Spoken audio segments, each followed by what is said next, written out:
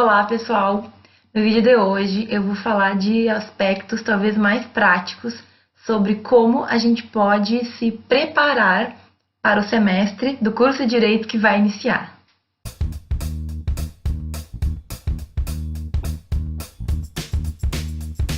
Bom, antes de eu falar sobre qualquer coisa como compra de livro, compra de caderno, necessidade de código ou vademecum, a primeira coisa mais importante que a gente tem que saber quando a gente inicia uma faculdade de Direito é que na faculdade, na universidade, existe uma total liberdade de cátedra pelo professor.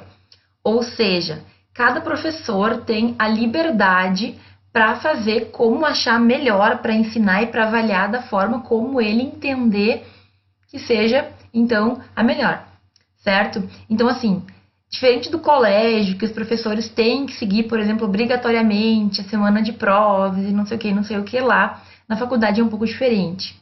O professor ele vai ter que seguir as regras ali, então, daquele curso. Cada curso vai determinar as regras que tem. Por exemplo, uma faculdade que eu lecionava, era obrigatório ter avaliação oral, e aí o professor escolhia qual era o tipo de avaliação oral que ele queria realizar, certo? Então, cada faculdade vai ter a sua particularidade, vai ter a sua característica. Agora, em todas, independentemente de qual a gente está falando, o professor é livre para escolher o que ele entende por melhor caminho para ensinar e para avaliar os alunos, certo? Dentro dessa perspectiva, a primeira coisa então, que a gente tem que ter em mente é que, sem antes ouvir e conhecer o professor, sem antes entender qual é o plano que ele tem para aquela turma, a gente não pode fazer nada. Então, no primeiro dia de aula, normalmente, a gente vai ter essa explicação por parte do professor.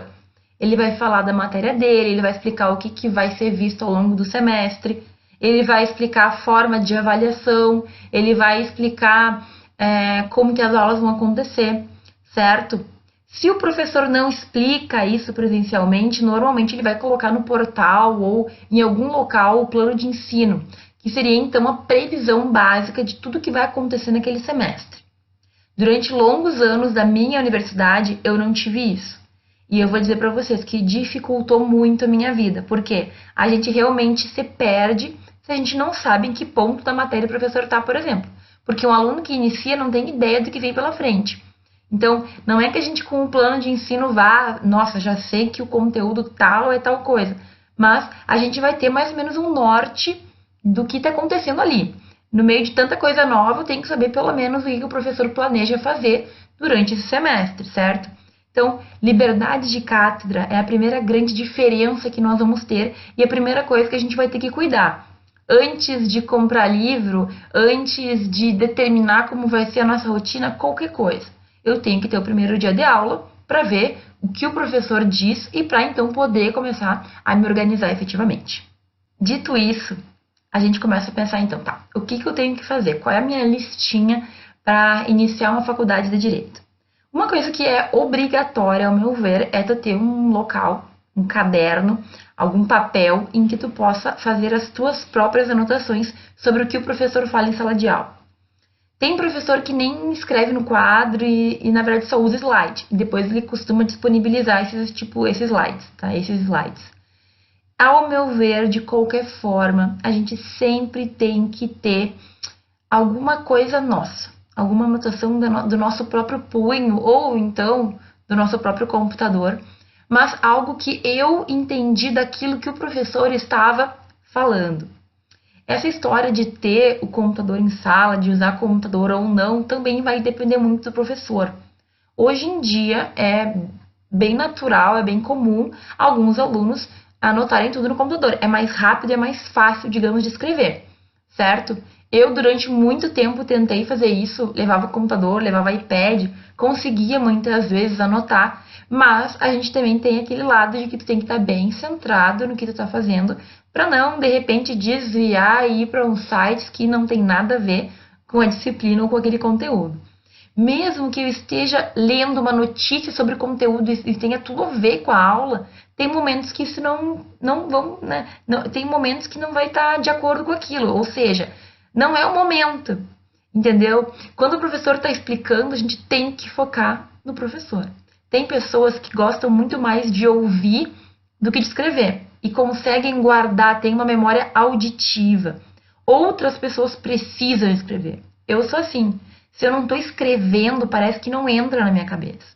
Tem pessoas que têm que ver, têm que visualizar. Isso aí, em milhares de sites, na verdade, a gente tem explicação. Cada pessoa tem um jeito de entender e de guardar a matéria de uma melhor forma.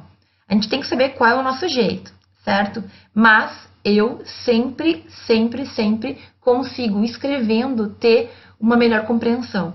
E outra, antes da prova, ter um caderno com a tua letra, ou enfim, as tuas anotações, certo? Costumam facilitar. A gente tem mais facilidade em lembrar daquele momento em que o professor estava explicando. Então, resumindo, ao meu ver, é importante a gente ter um lugar para anotar, para ter anotações próprias. Seja o caderno, ou o computador, ou o iPad. E aí, mais uma vez, a gente volta para a liberdade de cátedra do professor.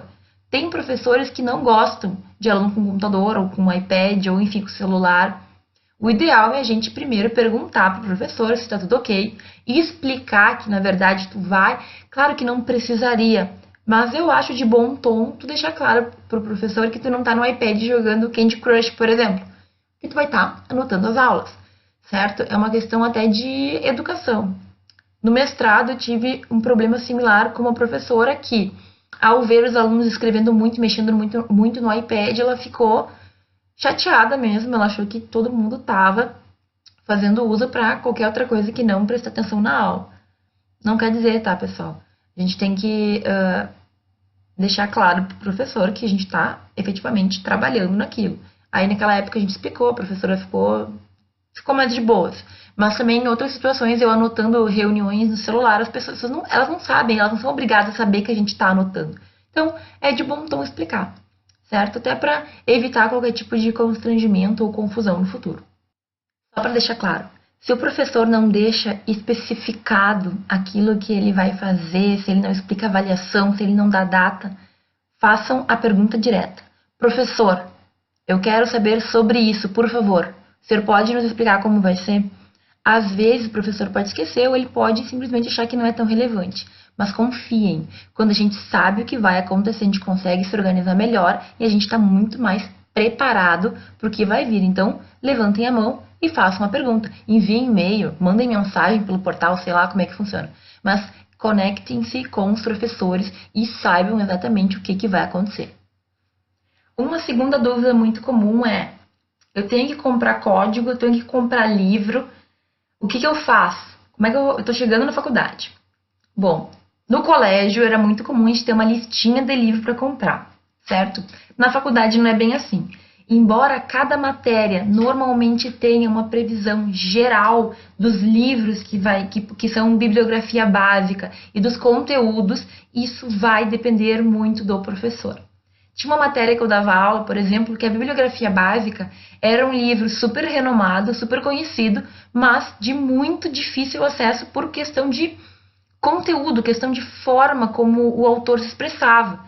Então, eu, apesar de estar lá como um livro de referência básica, né, um livro básico para todo aluno, não usava aquele livro.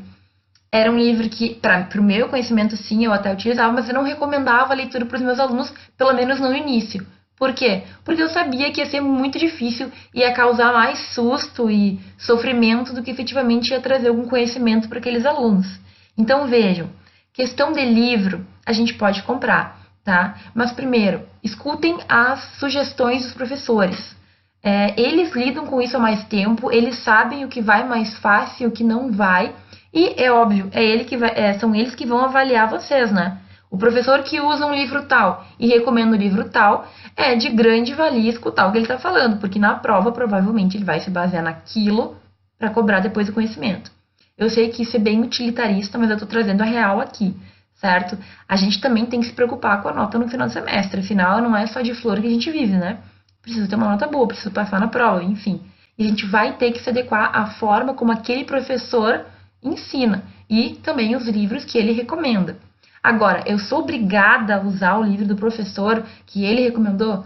Não, né? Isso não existe. Como eu disse, as matérias em geral nas faculdades, elas têm uma lista de livros que são recomendados. Se eu odiei o livro que o professor recomendou, eu posso ir atrás de livros que tratem do mesmo tema, mas que eu gosto mais da leitura, certo? Tem um vídeo aqui no canal que eu falo sobre como escolher doutrina e autor. E aí dei uma olhada lá, mas basicamente eu tenho que gostar do que eu tô lendo. Tem livros que realmente não combinam com a gente, não vai, não desce. Perfeito. No direito, graças a Deus, a gente tem uma gama, a gente tem um número enorme de autores. Eu não sou obrigada a ler o fulano, eu posso ler outros. Mas é claro, sempre tenham atenção àquilo que o professor está falando, sério, certo? Por quê? Porque é ele que vai no final avaliar vocês. A gente não pode ser bobo também, né? Vou fazer tudo o contrário e vou querer ter um resultado espetacular. Calma. Eu lembro que quando eu estava no primeiro semestre, tinha um professor que ele até recomendava livros, mas a prova dele toda era baseada no que ele falava em sala de aula. Então, dias antes da prova, a gente devorava os livros recomendados. No dia da prova, ele perguntava coisas que não tinha nos livros, a gente não achava nos livros. Era o que ele dava em sala de aula, que não era especificamente aquilo que a gente tinha estudado. E aí, né, muita gente não conseguia estudar bem. É por isso que eu reitero que as anotações em sala de aula são muito importantes. Então, às vezes a gente fica mirabolando sobre muitas coisas, mas ter um papel com a minha letra ou com o meu jeito de escrever vai ser mais fácil do que eu comprar 1000 coisas que no fim não vão adiantar de nada. Além disso, pessoal, essa história de comprar código no início da faculdade, totalmente fora do normal, fora do necessário. Por quê? Porque nos primeiros semestres, como eu já expliquei, pouquíssimas vão ser as cadeiras em que eu vou precisar de código, certo? Então, calma. Quando vocês precisarem, o professor vai dizer, ó, comecem a trazer os códigos nas aulas, certo? Então, não pulem etapas. Vamos com calma.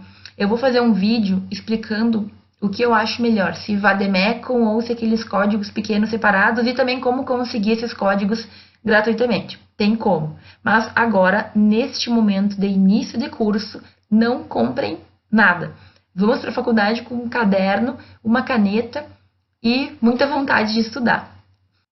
Ainda sobre a preparação, sobre o preparo para o primeiro semestre. Eu quero dizer para vocês ficarem atentos às oportunidades e a todos os recursos que a universidade de vocês vai oferecer. Por que eu falo isso?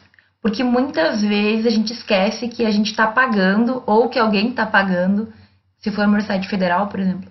Todo o dinheiro que é investido numa faculdade, ele tem que trazer algum resultado, né? Então, por exemplo, a gente pode ter bibliotecas que vão facilitar e muito a nossa vida. Uma biblioteca física e atualizada pode nos economizar muito dinheiro. Por quê? Porque eu posso pegar o livro, eu posso tirar cópia, eu posso usar ele para estudar e devolver depois, eu posso, sei lá, tirar foto do que é mais importante e guardar no meu computador. Então, nem sempre eu vou ter que comprar, mesmo lá no 5º, 6º, 7º, 8º semestre. Eu posso conseguir o mesmo recurso de uma maneira gratuita. Além do mais, muitas universidades também oferecem plataformas online em que a gente vai ter acesso a livros completos e super atualizados. Por que eu acho que você tem que tomar muito cuidado na compra de livros? E eu também vou falar sobre isso num vídeo próximo. A gente fica com a ideia de que a gente vai comprar livro e vai fazer uma biblioteca. E aí no final do curso eu vou ter tudo que eu precisar para estudar para concurso ou porque eu quiser. Só que, gente, o direito muda muito rápido. Então, quando chega daqui a 5 anos no final do curso, talvez muitos dos livros que eu comprei e gastei uma nota preta, eu não vou poder usar, porque mudou a lei, porque mudou o entendimento, porque hoje em dia já é um pouco diferente. As jurisprudências mudaram, o entendimento mudou. E aí, o que eu faço? Eu jogo fora? É um grande dilema, né? Eu tenho muitos livros que estão na minha prateleira só para enfeite, porque eu sei que já não tem mais nada a ver com o que hoje em dia a gente estuda. Mudou um código de processo civil. Foram muitos livros de muita gente que ficaram praticamente obsoletos, né? Obsoletos. Eles não podem mais ser utilizados. E aí? Ou o que eles podem ser utilizados são conceitos gerais que não vão suprir toda a minha necessidade. Aproveitem os recursos das faculdades.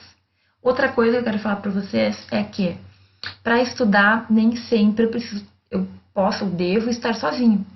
Muitas das faculdades oferecem monitorias, ou seja, outros alunos que já passaram por aquilo, que vão dedicar um tempo deles para ensinar os que estão chegando. Gente, vocês têm noção de que vocês vão estar falando com uma pessoa que passou exatamente na mesma faculdade pelo que vocês estão passando? Quanto essa pessoa pode me ajudar? Com certeza muito.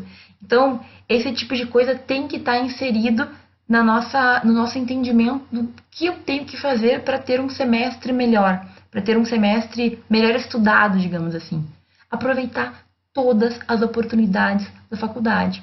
Tem universidade que oferece Wi-Fi, tem universidade que oferece computadores no laboratório, uma grande biblioteca, monitoria, recursos online. Quer dizer, cada dia mais a gente tem mais coisas para aproveitar.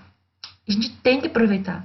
Muitas pessoas pagam e pagam caro para estar estudando, certo? Então, façam jus de tudo que a universidade oferece.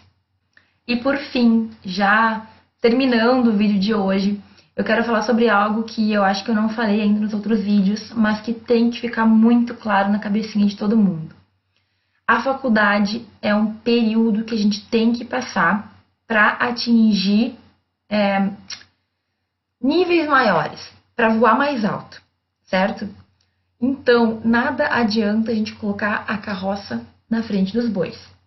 Vamos com calma. E outra, a gente tem que aproveitar esse caminho. Cada matéria, cada passo dado é uma conquista. Então, não se deixem levar, por exemplo, por pessoas que ficam colocando na cabeça de vocês que vocês não estão fazendo o suficiente, ou que tem que fazer mais, ou que o dia tem que estar preenchido com 1000 coisas do direito, ou que você tem que estudar 12 horas por dia. Vamos devagar, certo? Infelizmente, na faculdade, nas universidades, a gente está tendo muito problema com alunos com depressão, com alunos com ansiedade patológica, com alunos com um problema muito sério psicologicamente falando, porque eles acham que não são o suficiente, ou que não fazem o suficiente, ou que, enfim.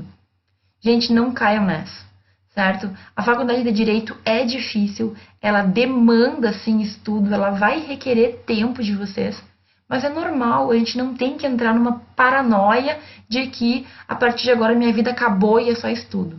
Não é assim. A gente tem que ter um equilíbrio na nossa vida, a gente tem que fazer tudo o que é importante para manter esse equilíbrio, certo? O estudo é importante, mas a gente não pode esquecer de todos os outros âmbitos.